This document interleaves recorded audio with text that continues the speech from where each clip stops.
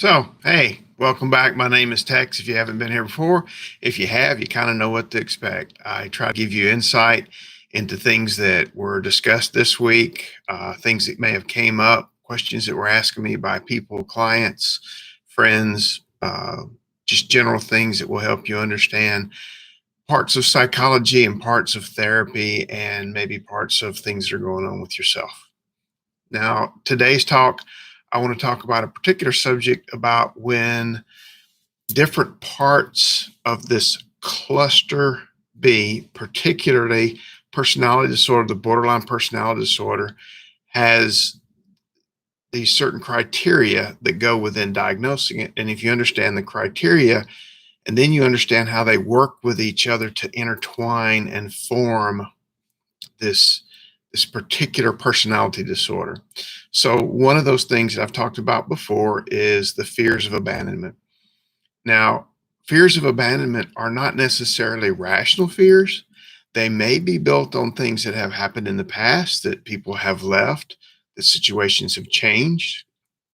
What makes this one particularly different is it's often an irrational fear, an overriding fear, a fear that is so strong that it seems to tear someone up from the inside. And as you recall, when I talked about how emotionality starts to get higher inside your brain, the rational thinking starts to drop. Okay. Now, the other part of this combination I'm talking about is the rage, which is normally you would think anger within limits or anger according to what happened. If somebody pushes you, you might get a little upset. If somebody screams at you, you might get more upset. If somebody takes a swing at you, you see how we're escalating. Sometimes with some individuals, there's no brakes. There's no filters. There's no slowing it down. You go from nothing at all to utter rage like that. And so when you combine these two, you get an interesting situation. I would like to describe a particular event that had happened, give you the details of what went on so you can sort of understand and maybe keep an eye out for this if you are someone who's dealing with borderline personality disorder, or if you're someone who is dealing with a person that you care and love about who has borderline personality disorder, what this is that's coming up so that maybe you can head it off. Okay. So, first, you have to understand what's happening. So, I'll give you the story. This is a particular one that's close to me because this involves me, myself, with my mother. Okay. And it's very personal. I tell people that this is probably why I tend to work a lot with people who have borderline personality disorder, because it is my belief that that is what my mom was dealing with. So my mom had told me my parents were split up, and I'm sure there's a lot of people out there who have split families like that. My mom had always told me since day one, anytime you wanted to go live with your dad, you go for it. You go live with your dad. You do that. I would never hold you back. I always want you to, go where you want to go. And it never occurred to me to actually do that. It was just one of those things over the years. I had never even asked to, I mean, visit's one thing, vacation's one thing, but to live with him, never. And then, as time went on, I had went to visit my dad. I was over there for the summer. I had a summer job. The person that had employed me said, we have a program here. If you want to come, and go to work here, you can go to school. They had a thing called distributive education program. You could go to school a half day, work half a day. And in my mind, that's what I wanted to do. Had nothing to do with choosing one person over another. Had nothing to do with who I like more. Never even occurred to me, never had a thought about it. And then when I went one evening to tell my mom that, hey, I got a chance to go work, I want to go live with dad, she lost her ever loving freaking mind. She went into a rage. That rage consisted of telling me all kinds of things about myself that I obviously didn't know that she felt about me, and the use of a lot of cuss words that would make a sailor blush. Uh, Objects were flying about the room. The just overloading threats. I'm going to call the police. I'm going to tell them you run away. I'm going to, tell them that you've been doing something bad and now you're driving and you shouldn't be driving and that you're dangerous. I mean, she put the fear into me. And when I left that house, I mean, the whole way driving to the next town where my dad lived was filled with fear that the police were going to come get me. And I didn't understand that at the time. Now that I can look back on it, I can break that situation apart for you and tell you what had happened here. In order to the part of a person with borderline personality disorder that's very loving and kind was the one that was telling me, I want you to live where you want to live. I want you to be happy and all of that.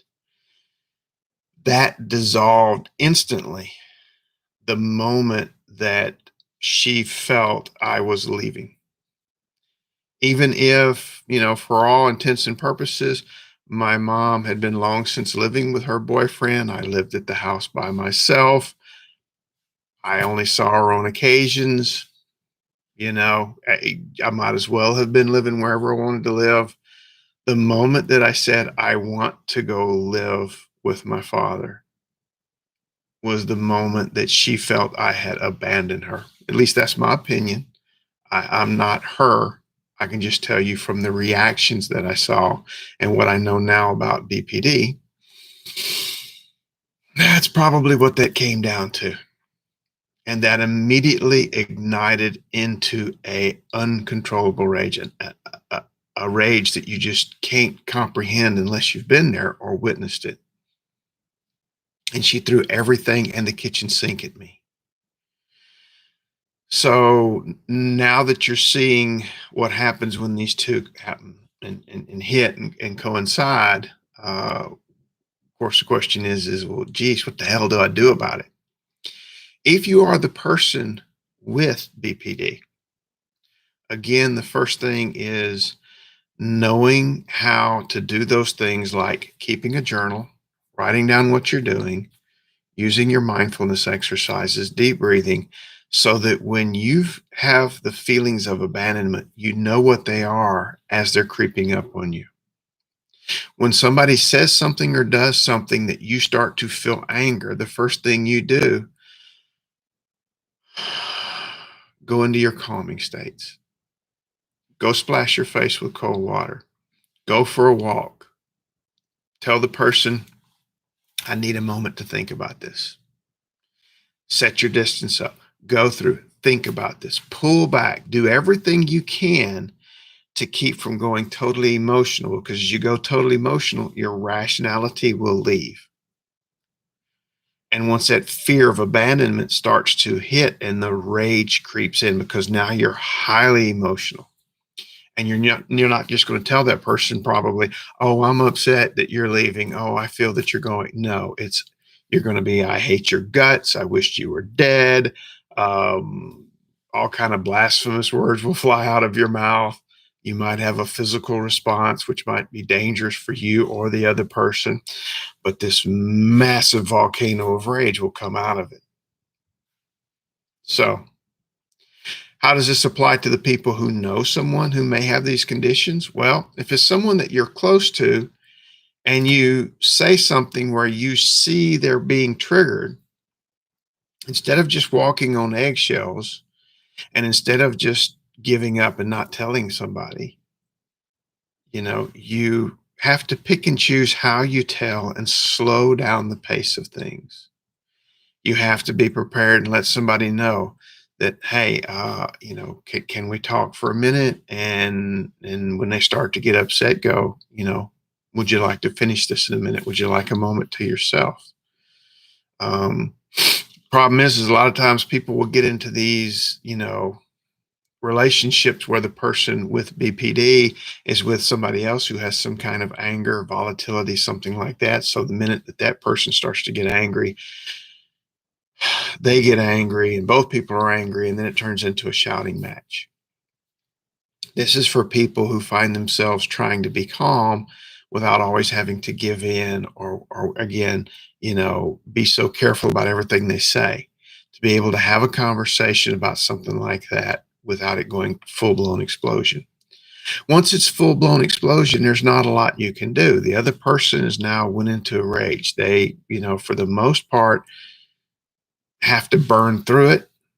So stepping back and giving them a little space. I would love to be able to tell you that you can just whatever they say while they're having this problem, they don't mean it.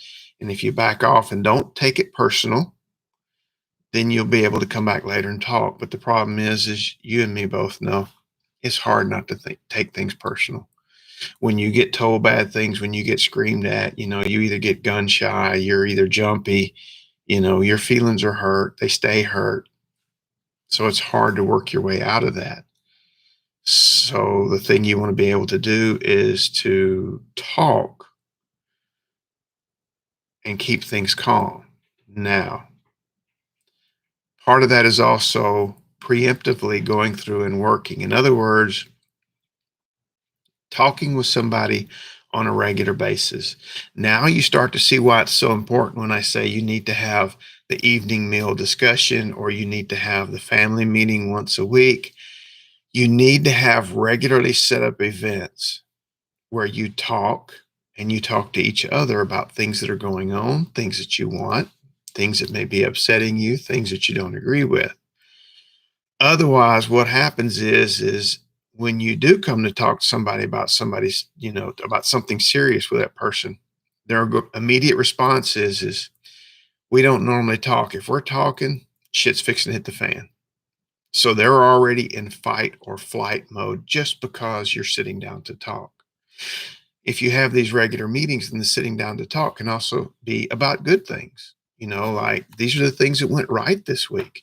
It's very important to be able to spot and find those things that go well and discuss that with your partner and say, this is what happened this week that was good. That way, every conversation isn't going to be the, oh my goodness meeting. Every conversation won't be, we're going to talk about something upsetting or bad or frustrating, or I'm going to be mad. And every conversation we have ends with one of us screaming or hollering. No, you have regularly scheduled meetings to talk things through.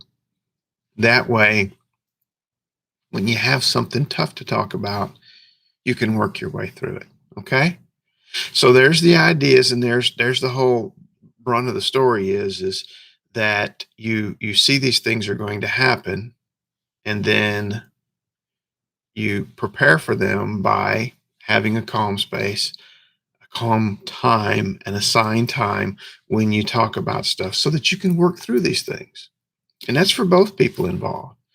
And, it's your job to try, if you have BPD or if you have problems with this rage, it's your job to know what you need to do to try to calm it before it strikes, ease into it, deal with it, stay with it if you have to, and work your way out of it.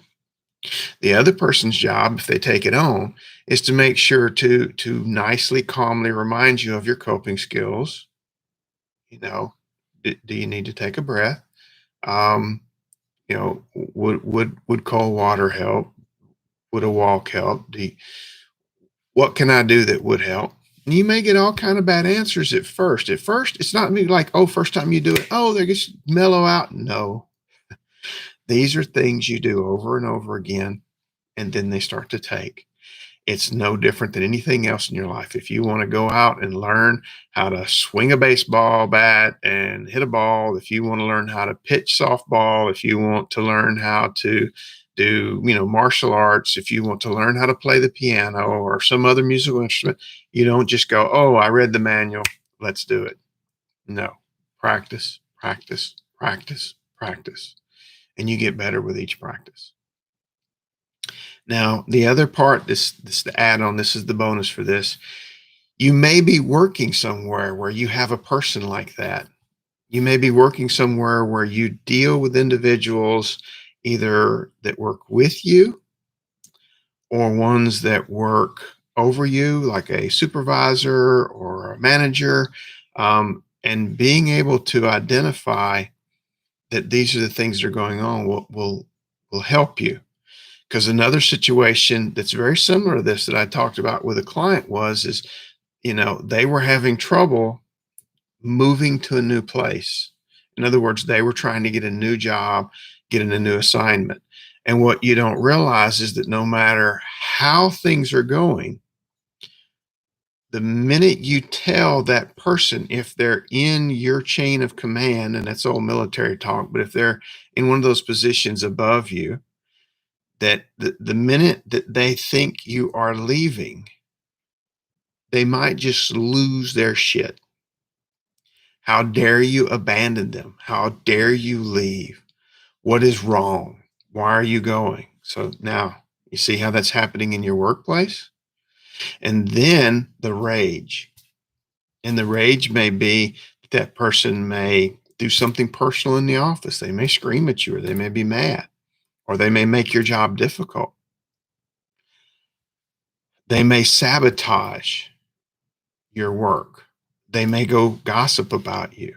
They may go run. They may, you know, they'll paint a pretty picture for you. Oh yeah, yeah. If you're looking for a job, make sure you put me as a reference. No, because they're going to put seeds of doubt in that other person's mind. They're going to say things about you to try to destroy your chances of getting that other job. Because even though they're furious at you, they want to make sure that they punish you for leaving, or they punish you so you can't leave. And this happens also in relationships, like friend situations. They will often get into this thing of push me, pull me, where they'll want to be your best friend and talk to you and know all your secrets and everything. And you'll think that they're the best person in the world. And then when you find out that your other friends may be distancing themselves from you, or keeping a close watch on you, or maybe and so those seeds of doubt came because that person put themselves in a position to say, oh well, are you sure you want to, are you okay with being friends, because I know that person this, and gossip, gossip, gossip. So those are things that can happen, and that's why you have to be careful in your personal life, watching what you do. And it's always important to figure out if that's happening around you. And then, of course, the first thing a lot of people would do is, well, then I'm going to go say something about them. I'm going to go gossip about them. And don't get into that tit for tat game. It's not going to work. Because, see, you're trying to think through this game in a rational manner. The other person's not doing that. The other person just wants to get angry at you. They want to be mad at you because they feel that you have abandoned them or left them, or that you've rejected them. So their reasons and thought for arguing are different than your reasons and thoughts for arguing. And yeah, you're not going to win that battle that way. A lot of times it takes, being able, if you can talk with that person. If you can get HR to moderate between the two of you. But in the end, you have to make firm decisions about whether you want to stay there, whether you want to deal with that, whether you want to go somewhere else and hope for something better. That goes both ways. Some people say, well, I don't want to go nowhere else because the next person could be worse. And to me, that sounds like an abusive personal relationship where someone's afraid to separate from a boyfriend or girlfriend or husband or wife because they're afraid the next one will be worse. And that's not necessarily the way to go about doing things. Sometimes it can be worked out and you don't have to leave. Just depends on the situation. Have an open mind. Make sure that you do your best. Make sure you do what you can. And then don't take things personally. Don't make assumptions. Oh, see, we're back to those 4 agreements. Okay, do your best always, and be impeccable with your word, because your word is what other people are going to look at you and figure things out about, is this person telling the truth or not telling the truth? So you stand on your own word and your own work. Okay. So that's how that situation goes from being in a personal situation in a relationship to the general workplace. Uh, I would also like to give some advice to the person who, if you are a person who has BPD or think you have it, you've been diagnosed with it, or you find yourself with those behaviors and you're in the workplace, is the same as in the personal one. When someone says they're going somewhere, doing something, changing jobs, whatever, being able to calm and breathe and think about what you're going to do before you go out and do it.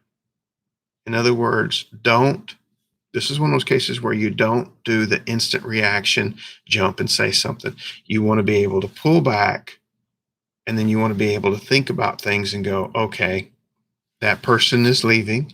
It's not personal. They're looking for opportunities. They're looking for growth. They're looking for a chance. Whatever it is they're looking for. Maybe it's just the hours or the transportation situation. So it's about, again, not taking it personal yourself.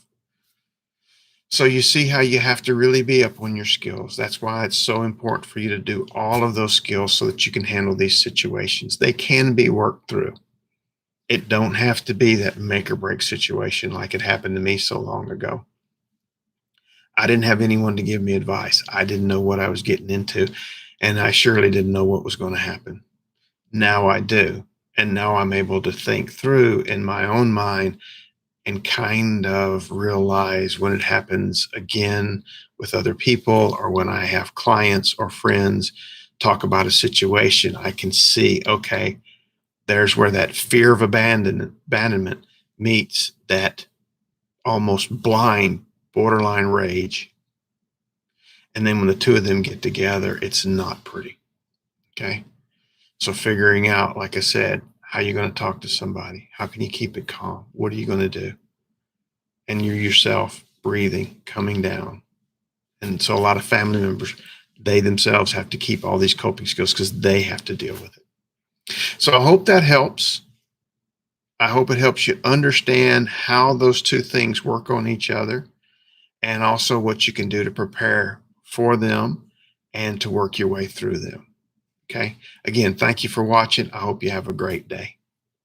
Namaste.